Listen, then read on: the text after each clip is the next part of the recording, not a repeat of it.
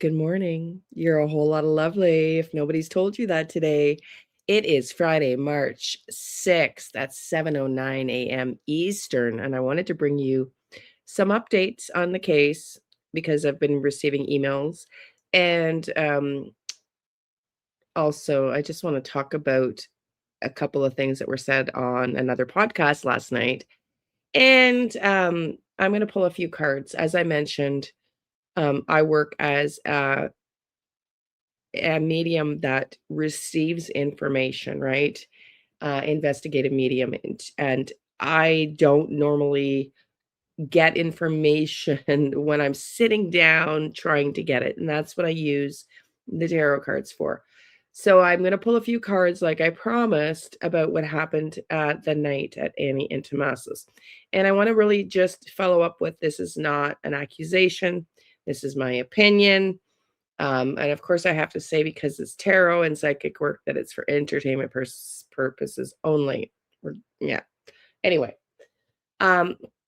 so let me just take a sip here. I haven't even had a sip of my coffee yet.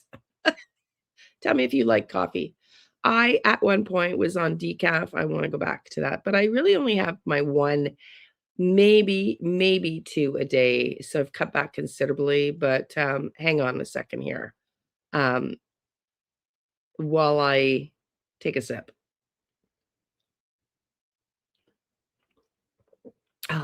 Okay. Okay. Yeah, I'm being wackadoodle today. Sorry. Okay. So a lot of you have commented, and my mods, love you all. Dolly's out there looking for where psychics have given locations. Let me pull up my email. So I wanted to update you. Yes, my report has gone to the FBI. If you're new here, welcome. I love you all. If you're returning, love you all.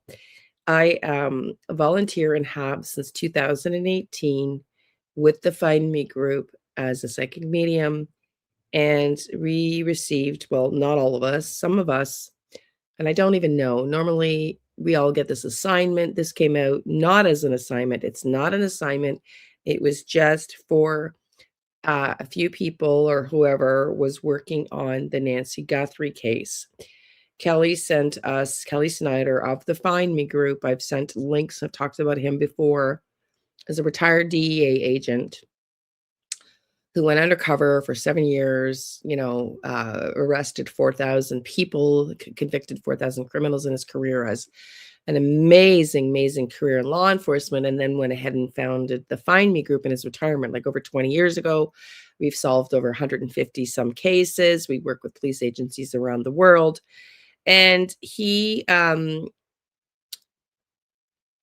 was here, and I have shown that clip. If you want to find it, look up Kelly Snyder on my lives here, talking about Sebastian Rogers like 9 or 10 months ago now.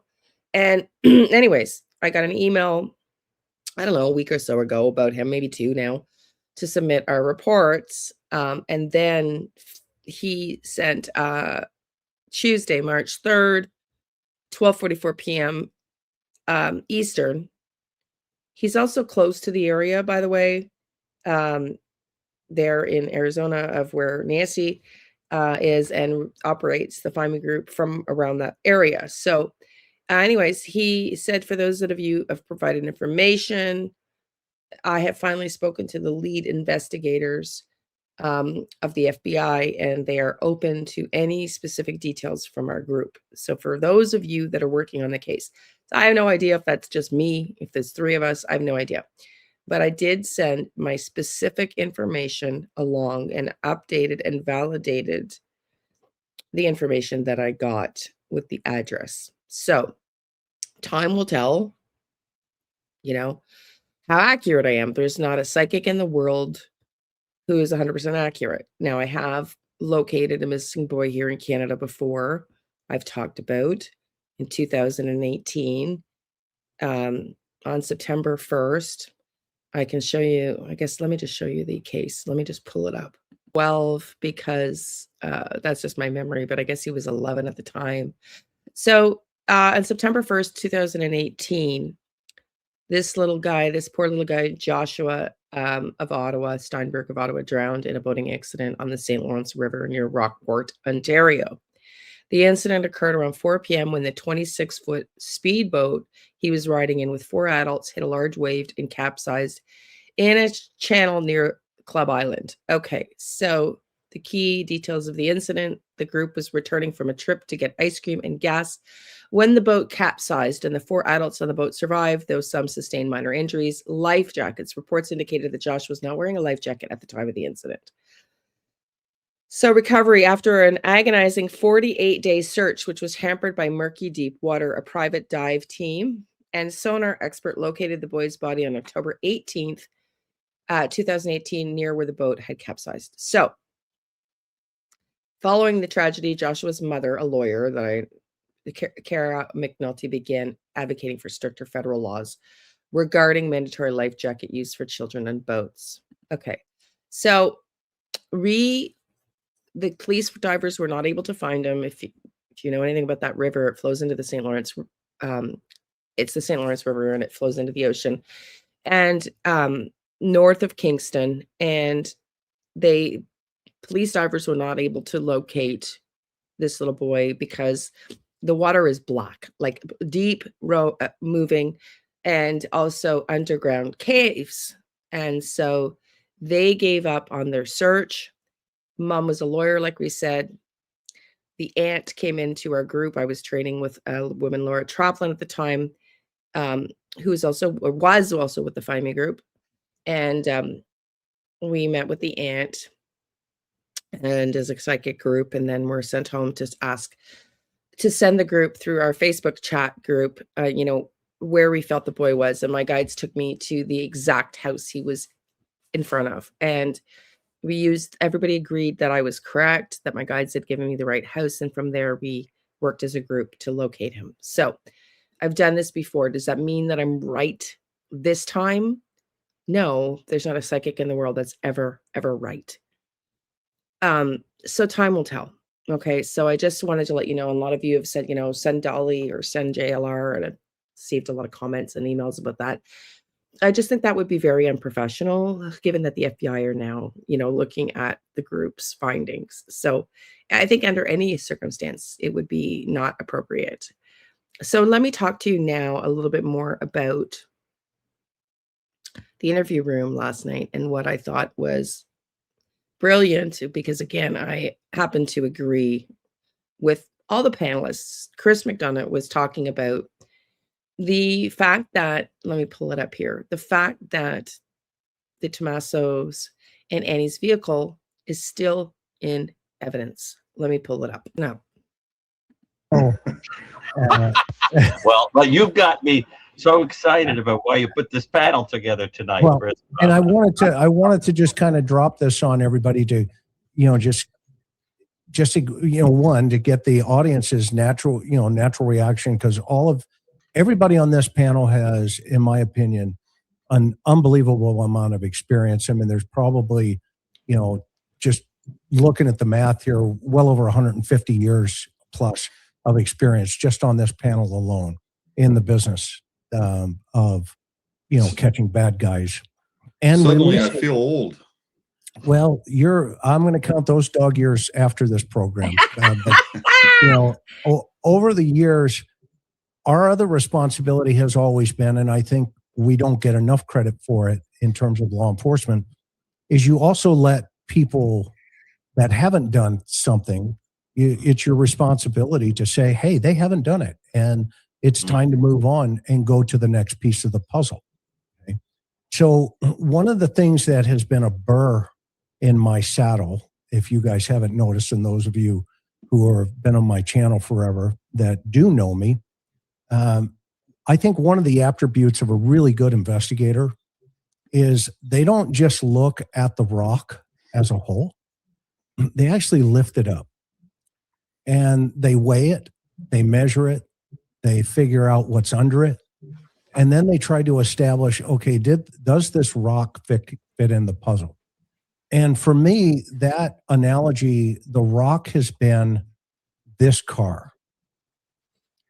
This vehicle for me has been, like wait a minute, why in the world is this car, in impound? Why is it on this tow truck getting towed when the vehicle belonged to family? Listen, keep Okay. listening. Now, that has caused me to go on this hunt for the idea to, find the evidence that says, hey, this car is here for a reason or it's not. And we've been hearing over the last 4 or 5 days that the vehicle's been released. It's gone back, there's all kinds of social media stuff. It's gone back to the family, et cetera, et cetera. It's in the process of going back to the family, whatever that means. Right. It's in the process. Right. And so I'm here tonight. And the reason I got all of you here is definitively to tell you that vehicle is still in evidence. Wow. At the Pima County Sheriff's Department. I have an inside source that I talked to today from the sheriff's office. And that source told me with no hesitation, that vehicle is still in the evidence chain at the Pima County Sheriff's Office. Now, what does that mean? When they were asked a little bit more about that, he said, well, one other thing I can tell you is it is now at a repair shop getting fixed. And I thought, oh, okay. So I wanted to assemble you guys here this evening. Okay, we're going to stop it there. I'm going to put the link below because it's incredible what they say.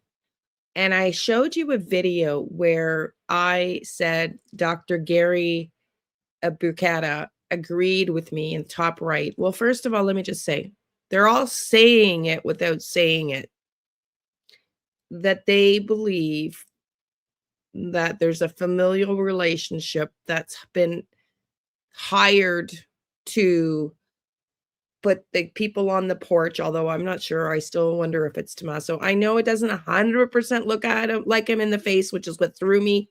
I've talked about that multiple times here, but I'm not so sure there's not a facial mask potentially, hiding some things there, like I don't know if it's tightening the face or what. Anyway, all that to say, there's 2 people on the porch. I'm so shocked that nobody's talking about that, or somebody right around the bushes. But they all are cautious, as am I, to not point fingers, but feel like there is a familial element here who has maybe hired or engaged the people to commit the act. And Gary Bucata, the reason I want to highlight this, because he talks about the people in a way that I felt energetically, and I love them all to bits. Like Maureen is just, she's just beautiful soul, as is Chris and the other guests, So I'm not specifically aligned with Dr. Gary, to be honest. Like, I don't really watch him a lot on this show, other than this case. But I do agree energetically and have submitted to the FBI my feeling of at the energy that I've gotten from who these people are. And so we're going to fast forward to that because that's relative to what I'm talking about here, which is what I gave to the FBI. And then I'm going to pull like a few cards. Like I said, I pulled my arm. I still can lift my arm. Like I can't even lift it like this. My shoulders, my elbows down, without pain. So, I'm not going to pull too many cards, but I promised I would. So we're going to do that at the end. But listen to what he says about who the profile is. This guy's a doctor, a PhD, incredibly successful. Go back to the beginning where he gives his accolades out at the beginning of this podcast, written books, etc. and is a criminal profiler and feels, I'll show you what he feels about the people behind this. Listen up. I forgot to mention that they also talk about the potentiality, although they're not all firmly in belief of this, that potentially the sheriff, I'm laughing as I say it, is a mastermind and trying to, I'm laughing because I think there's some potential, but he just comes off looking a little nano. But potentially he is trying to, and I do believe this. I do believe that they've all said that they do believe the police believes in their theory that there's a familial person ringleader with the tired hands behind the scenes, potentially still holding Nancy alive, deceased or not, we don't really know. But and they also talk about the comparison. But you got to go watch this because it's an exquisite, amazing panel. They also talk about the fact that if you compare the other guy's truck that has been released, why is one taken into evidence? And he also confirms that they took the Tommaso and Annie's truck by warrant. He seized it by warrant. And yet the other guy, Josh Daly is his name, I think, his car has been released. So this is significant. 33 days in yesterday's recording, 34 today, that their car is still in evidence. Okay, now let me bring you to the theory that Dr. Bucato has about the energy or the people that aligns with behind this, that aligns with my energy of the two people that I think are the hired hands behind the puppet master. Potentially one or two. Okay, listen to this piece. I was going to actually want to ask Gary something. What do you think the person who did this, are they watching, not necessarily us, but are they watching this coverage and what do you think they're making of it? Well, it's an interesting question. It's a little bit of a trick question because I think that there is some nexus that is still unclear between multiple parties that have different psychologies and different motives. Think, for example, of a case where you hire a hitman. The hitman is a very different motive than the person who wants somebody eliminated. So whose motive are you using to establish what went on? Do you mean the person behind the curtain or the person who goes in with a gun and does the deed? Well, what it looks like is that you've got, I strongly suspect, you have some person or persons who have some familiarity with Miss Guthrie, but she's not a person to them. She's just a kind of a meal ticket or or she's a means to an end. To the task to be accomplished. Right, a task, someone in the way, just a matter of, they care about her as much as the dentist, authentically cares about you as a person, right? Maybe you've gotten to know each other over the years, but in the final analysis, if you don't pay the bill, they're not doing your teeth. So I think that it's that kind of thing. There's that kind of relationship. And then somewhere else, there's a different kind of a person who a lot of signs suggest to me is a lot smarter and more scheming and more personally angry at this poor woman, who I think this person also had some familiarity with her to some degree.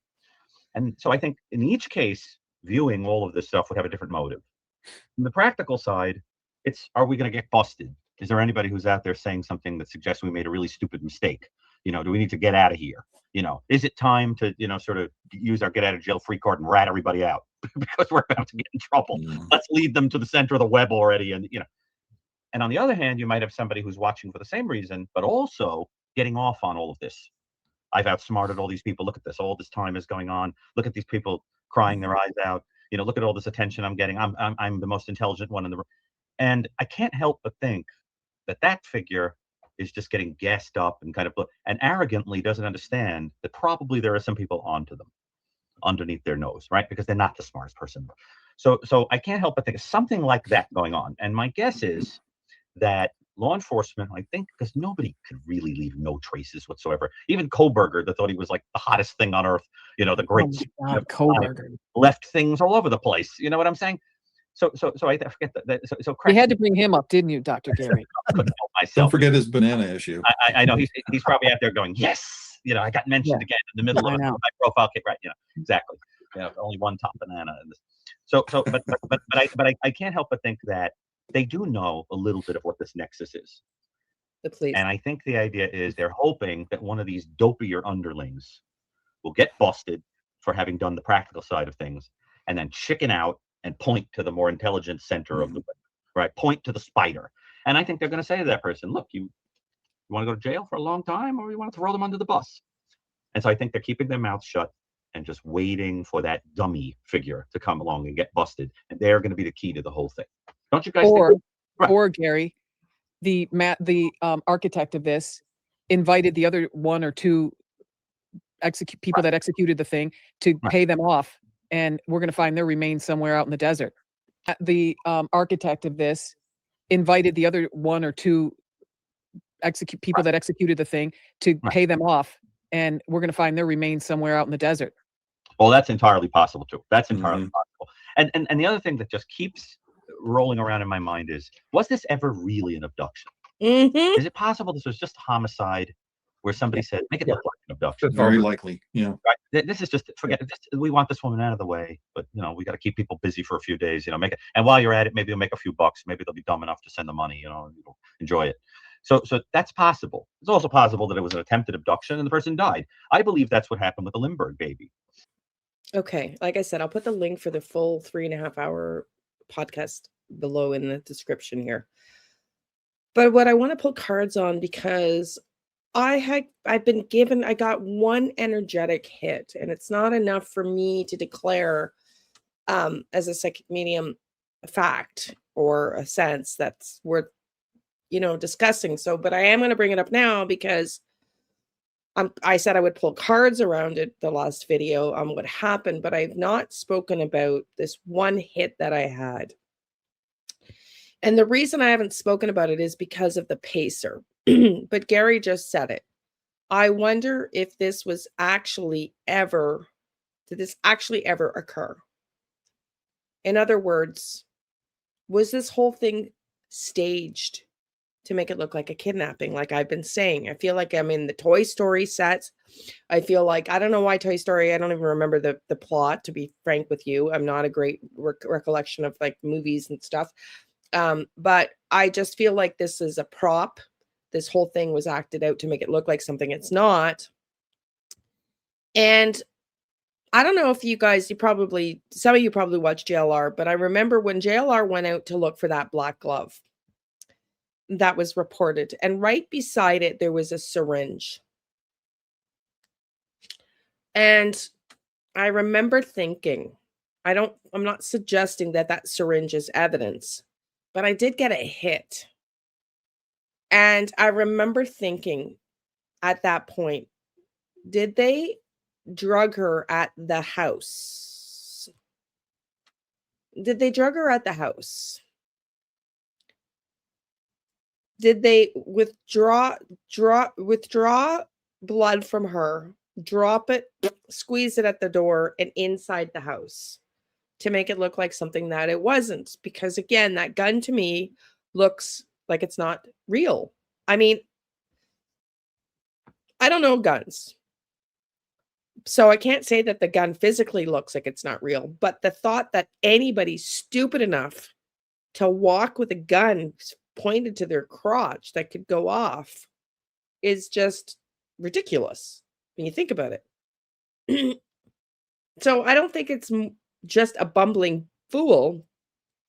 I think there's an element of that is so bumbling, so ridiculous, which is that gun that could be popped off as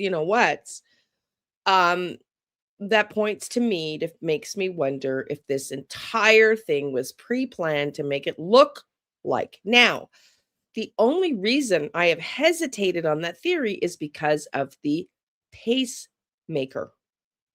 The pacemaker from Nancy's disconnection. Now, what is also very interesting is they don't tell us it connected back in to her house at 9:48, right? They just talk about the disconnection. Was Nancy already in the back of a vehicle, ready to be transported somewhere, driven into the house in the back of a car, and then staging happens and driven out. I don't know. I don't know. I'm not entirely sure. And it's a bit of a stretch for me, to be frank with you. It's a bit of a stretch for me. However, I want to know. So we're going to ask the cards. So I'm going to pull a few cards. Normally when I do cards, I don't do them in this way. I do them at a table. I'm not in my pajamas. But again, I'm only going to pull a few because my arm hurts. And so I'm please don't run with this as I said this. I don't know. Interesting. Drama acting is the underlier of this deck. So let's just see what happened, please, the night of so that's there's 180 cards in this deck. Drama acting is the one at the bottom of the deck that I saw. So let's just see what happened that night at Annie and Tommaso's, because I am curious. Did she make it home? Did they withdraw? Okay. What happened? She was with family. Thank you, Spirit. Okay. Again, there's 180 cards in the deck. Distraction. Oh my God. Okay. Let's keep going. Ooh, I get goosebumps. Okay. What happened that night at Nancy?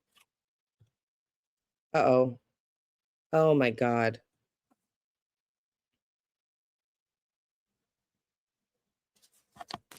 I also don't ever declare a reading to be facts. My visions, my dreams, my channeling is a different story. It's factually what's coming into me. It's my interpretation that is up for debate. The cards I don't feel are as accurate for me. Okay. But they do tell a story. So if I was to do this again, oh my God. Y'all.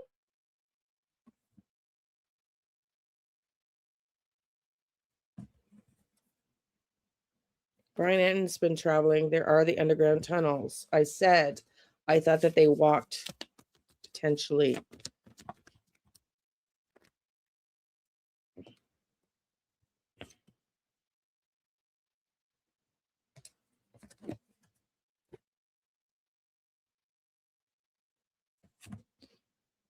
Did they drug her? Did they drug her?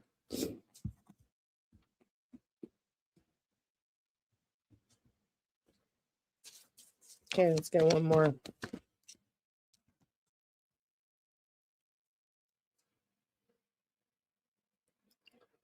Out in the open outside. Okay, so, did they drop her and leave her outside? I mean, that's what the cards are saying.